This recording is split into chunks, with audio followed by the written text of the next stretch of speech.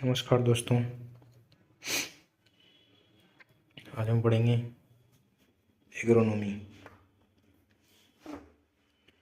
Definition agronomy की विज्ञान की वह शाखा जिसमें फसल उत्पादन व मृदा के प्रबंधन सिद्धांतों तथा कृषि क्रियाओं का अध्ययन किया जाता है। शस्य विज्ञान शब्द की उत्पत्ति ग्रीक भाषा के एग्रोनोमस शब्द से हुई है, जो दो शब्दों के संयोग से बना है, एग्रोस प्लस नोमोस। एग्रोस का अर्थ है भूमि, नोमोस का अर्थ है प्रबंधन यानी कि मैनेजमेंट। इसका पूरा दोनों को जोड़ के बताएं तो भूमि का प्रबंधन। शस्य विज्ञान का जनक पीटन डी करसनजी है। इंडियन सोसाइटी ऑफ एग्रोनॉमी 1937 में बनी है और यह नई दिल्ली में स्थापित की गई थी। एग्रोनॉमी का फर्स्ट टॉपिक हम स्टार्ट करेंगे आज, वेदर एंड क्लाइमेट, मौसम और जलवायु। एग्रोमेट्रोलॉजी विज्ञान की वह शाखा जिसमें मौसम व जलवायु का कृषि के संबंध में अध्ययन किया जाता है, जिसे एग्रोमेट्रोलॉजी कहते हैं। मीट्रोलॉजी मौसम विज्ञान, मौसमी परिवर्तनों का अध्ययन ही मीट्रोलॉजी कहलाता है। कृषि मौसम विज्ञान के जनक एल रामदास को कहा जाता है। इसमें कुछ दो इंस्टीट्यूट हैं जो कि अपने इंडिया में प्रेजेंट हैं, एक इंडिया में है और एक इंटरनेशनल है। IMD यह भारत में पाया जाता है। IMD की फुल फॉर्म है इंडियन मेट्रोलॉजिकल डिपार्टमेंट। यह नई दिल्ली में है वर्तमान में। यह पहले पुणे में स्थापित था। इसकी स्थापना 1875 में हुई है तथा WMO जो कि इंटरनेशनल लेवल पर इस्टेब्लिश है, वर्ल्ड मेट्रोलॉजिकल ऑर्गेनाइजेशन, जो कि जिनेवा स्विट्जरलैंड में स्थापित किया गया था। इसकी स्थापना 1950 में की गई है। और मौसम यानी कि वेदर, किसी स्थान विशेष पर अल्प समय में होने वाली वायुमंडल की दशा मौसम कहलाती है। यानी कि जैसे किसी स्थान विशेष पर बारिश हो रही है, किसी दूसरे स्थान पर उसी के पास वाले स्थान पर बारिश नहीं हो रही है, उसको मौसम कहा जा सकता है एक तरीके से देखा जाए तो। मौसम विज्ञान का अध्ययन करने वाली विज्ञान को ही मौसम विज्ञान कहते हैं। भारतीय कृषि मौसम विज्ञान के जनक एल रामदास को कहा जाता है।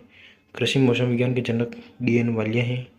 विश्व में मौसम विज्ञान के जनक लुक हावर्ड को कहा जाता है। और भारत में मौसम विज्ञान के जनक देवराज सिक्का को कहा जाता है। वहीं देवराज सिक्का को मानसून मैन के नाम से भी जाना जाता है।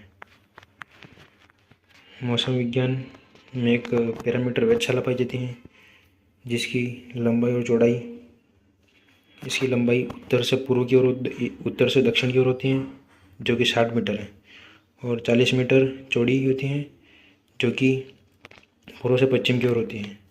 इसके चारों तरफ तारबंदी पाई जाती है, जिसकी तारबंदी की ऊंचाई 1.25 मीटर तक होती है।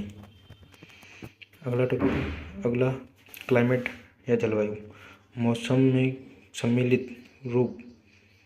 के सम्मिलित रूप अथवा वायुमंडल की दीर्घकालीन अवस्थाओं को जलवायु कहा जाता है।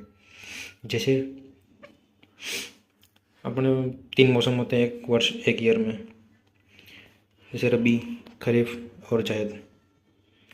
इन तीनों मौसम ये एक स्टेप की वही स्टेप चलते हैं। जैसे सर्दी में सर्दी होती है, गर्मी में गर्मी, बारिश के टाइम पे बारिश होती है। इसमें कोई चेंजेस नहीं होता है, ये एक टाइम पीरियड के अनुसार चलते हैं, जिसे जलवायु कहा जा सकता है एक तरीके से। जलवायु विज्ञान जो क्लाइमेटोलॉजी कहते हैं, जलवायु का अध्ययन करने वाले विज्ञान को ही जलवायु विज्ञान कहते हैं। जलवायु के जनक हैं ट्रेवार्था और कृषि जलवायु विज्ञान के जनक हैं कोपेन। जलवायु, क्लाइमेटोलॉजी व मीटोलॉजी, ये तीनों ही ग्रीक भाषा के शब्द हैं। अब आगे बढ़ेंगे। वायुमंडल यानी कि एटमॉस्फेयर, पृथ्वी के चारों तरफ पाए जाने वाला एक रंगहीन, गंधहीन एवं स्वादहीन आवरण ही वायुमंडल कहलाता है। वायुमंडल की ऊंचाई करीब 1600 किलोमीटर है। वायुमंडल का 99% जैव भार वायुमंडल के 40 किलोमीटर के दायरे में पाया जाता है। वायुमंडल एवं मृदा में पाई जाने वाली गैसें जैसे आर्गन, ऑक्सीजन, CO2 और आर्गन, इनके अलावा भी और भी कई गैसें होती हैं। मेनली ये वायुमंडल और मृदा वायु में पाई जाती है, जिसमें वायुमंडल में नाइट्रोजन 78% पाई जाती है, मृदा वायु के अंदर भी नाइट्रोजन 78% पाई जाती है। O2 वायुमंडल में 21% पाई जाती है, वहीं मृदा में 20.3% पाई जाती है। CO2 वायुमंडल में 0.3% पाई जाती है। इसे अपन ppm में देखें तो 300 ppm करीब पाई जाती है वायुमंडल में। मृदा वायु में CO2 वहीं 0.25 से 0.30% पाई जाती है। यानी कि वायुमंडल से मृदा वायु में जो CO2 गैस पाई जाती है वह वायुमंडल की 8 से 10 गुना होती है मृदा वायु में। आर्गन 0.9% पाई जाती है, वही आर्गन मृदा में भी 0.9% पाई जाती है। वायुमंडल का कुल वजन 56 × 10⁻14 टन है टोटल। और विश्व में ओजोन दिवस 16 सितंबर को मनाया जाता है।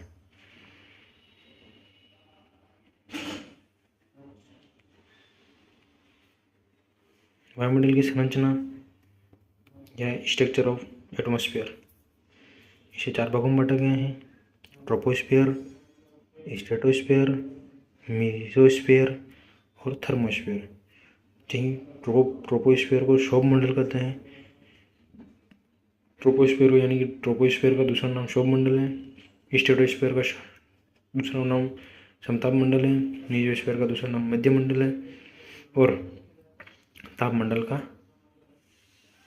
थर्मोस्फेयर का दूसरा नाम तापमंडल है।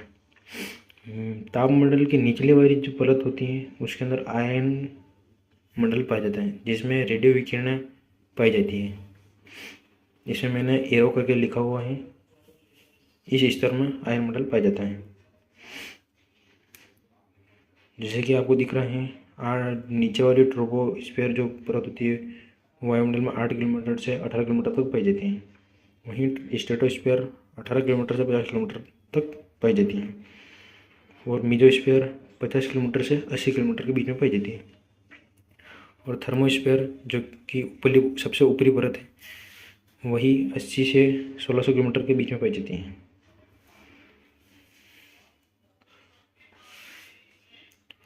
और ट्रोपोस्फेयर इसमें मौसम संबंधित सभी घटनाएं आ जाती हैं, यानी कि सभी जो जितनी भी मौसम संबंधित घटनाएं जैसे बरसात होना, गर्मी